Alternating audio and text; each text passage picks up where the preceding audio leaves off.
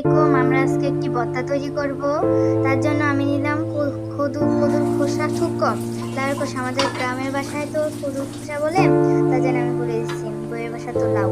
এখন আমি একটা কড়াইতে তেল নিয়ে নিলাম, তারপরে আমি দিয়ে দিলাম লাউয়ের খোসাগুলো। এখন আমি লাউয়ের খোসাগুলো দিয়ে দিচ্ছি। এখন আমি এটা নাড়াচাড়া করব, লাইড়া সেড়া দিবেন আপনারা। আর অবশ্যই লাউটা আপনারা কষে নেবেন। বুড়া লাউ নিলে কিন্তু এই যে ভর্তাটা ভালো হইব না। আমরা এগুলো করার সময় তেলে দিই, আমার একটা নানুর কাছ থেকে শুনেছি, এখন এটা বানাতে ট্রাই করতেছি। এখন আমাদের লাউয়ের খোসাটা এই তো হয়ে যাচ্ছে, লাউয়ের খোসাটা হয়ে যাচ্ছে। এখন আমি এটাকে শিলপাটাতে দিয়ে দিলাম, তারপর আমি চুলায় কড়াইটা দিয়ে একটু সাধারণ তেল দিয়ে দিলাম। তার ভিতরে দিয়ে দিলাম চিংড়ি মাছের মাথা, মানে মাথার উপর অংশটুকু খোসাটা ফেলে দিবেন, আর ভিতর অংশটুকু আপনারা নিয়ে নেবেন। এখন এই চিংড়ি মাছের মাথাটা আমি লাইড়া সেড়া নিতে, তোমরা কিন্তু অবশ্যই আমার ভর্তাকে খেয়াল করবেন।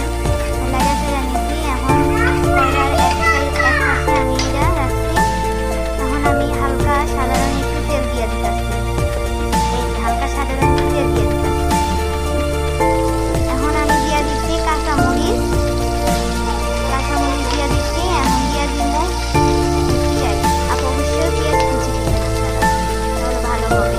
তারপরে দিয়ে দিলাম একটুখানি রসুন দিয়ে দিলাম। তারপরে এটা লাইড়া সেড়া নিবেন কতক্ষণ লাইড়া সেড়ার পরে লাইড়া সেড়া নিবেন, এটা হইতে থাকবো।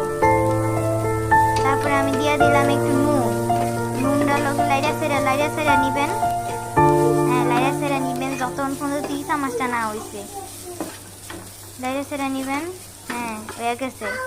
এখন আমি গিয়ে হিলপাড়াতে নিয়ে নিলাম, হিলপাড়াতে নিয়ে এখন আমি ভর্তাটা বাইরে নিলাম। এই যে আমি এখন ভর্তাটা বাইরে নিব।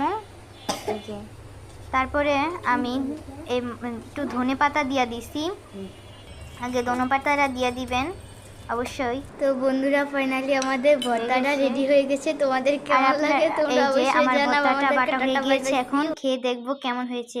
বন্ধুরা একদম অসাধারণ, খুব ভালো হয়েছে।